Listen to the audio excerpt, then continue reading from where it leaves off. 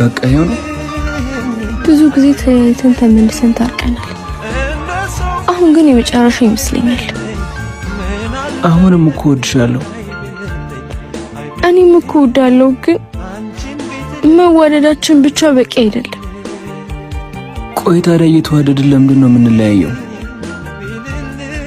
ምክንያቱም ፍቅር ብቻውን በቂ ስላልሆነ ብዙ ጊዜ በተደጋጋሚ ሞክረናል፣ ሊሳካ አልቻለም። ከአንቺ ጋር እኮ በጣም ብዙ ህልሞች ነበሩ። እኔም አብሬሽ ላረጅም እመኝ ነበር፣ ግን እንደገና ራሴን ማጣት አልችልም። እና በቃ አሁን በቃ ከእኔ የተሻለ ሰው እንድታገኝ ምኞቴ ነው። ለአንተም